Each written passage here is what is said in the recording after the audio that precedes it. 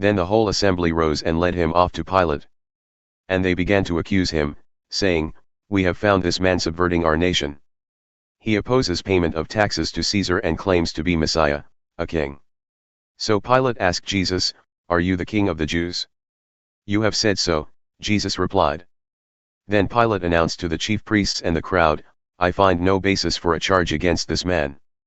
But they insisted, "He stirs up the people all over Judea by his teaching. He started in Galilee and has come all the way here." On hearing this, Pilate asked if the man was a Galilean. When he learned that Jesus was under Herod's jurisdiction, he sent him to Herod, who was also in Jerusalem at that time. When Herod saw Jesus, he was greatly pleased, because for a long time he had been wanting to see him. From what he had heard about him, he hoped to see him perform a sign of some sort. He plied him with many questions, but Jesus gave him no answer. The chief priests and the teachers of the law were standing there, vehemently accusing him. Then Herod and his soldiers ridiculed and mocked him. Dressing him in an elegant robe, they sent him back to Pilate. That day Herod and Pilate became friends, before this they had been enemies. Pilate called together the chief priests, the rulers, and the people, and said to them, "You brought me this man as one who was inciting the people to rebellion.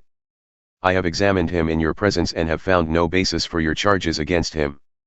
Neither has Herod, for he sent him back to us. As you can see, he has done nothing to deserve death. Therefore, I will punish him and then release him." But the whole crowd shouted, "Away with this man! Release Barabbas to us!" Barabbas had been thrown into prison for an insurrection in the city, and for murder. Wanting to release Jesus, Pilate appealed to them again. But they kept shouting, "Crucify him! Crucify him!" For the third time he spoke to them, "Why? What crime has this man committed? I have found in him no grounds for the death penalty. Therefore I will have him punished and then release him." But with loud shouts they insistently demanded that he be crucified, and their shouts prevailed. So Pilate decided to grant their demand. He released the man who had been thrown into prison for insurrection and murder, the one they asked for, and surrendered Jesus to their will.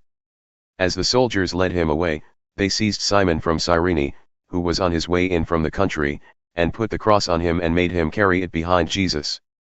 A large number of people followed him, including women who mourned and wailed for him.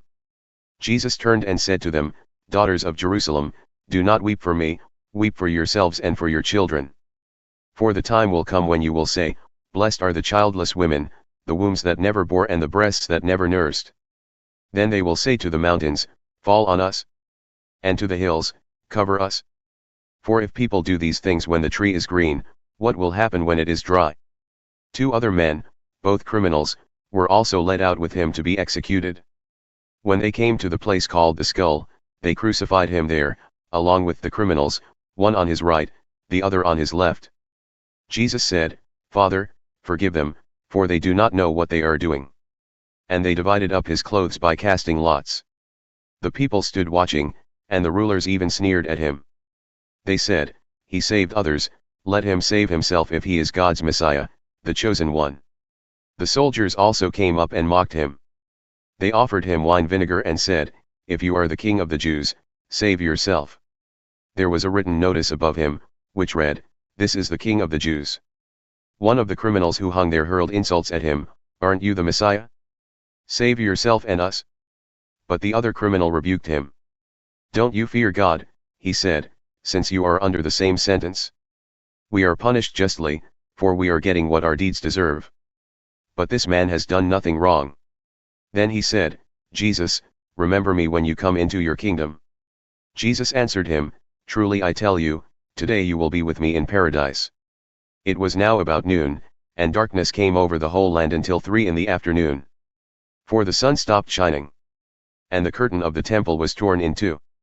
Jesus called out with a loud voice, "Father, into your hands I commit my spirit." When he had said this, he breathed his last. The centurion, seeing what had happened, praised God and said, "Surely this was a righteous man." When all the people who had gathered to witness the sight saw what took place, they beat their breasts and went away. But all those who knew him, including the women who had followed him from Galilee, stood at a distance, watching these things.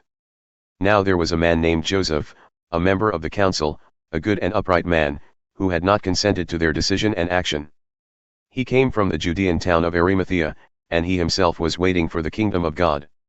Going to Pilate, he asked for Jesus' body.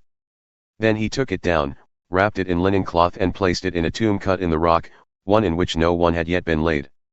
It was preparation day, and the Sabbath was about to begin. The women who had come with Jesus from Galilee followed Joseph and saw the tomb and how his body was laid in it. Then they went home and prepared spices and perfumes. But they rested on the Sabbath in obedience to the commandment.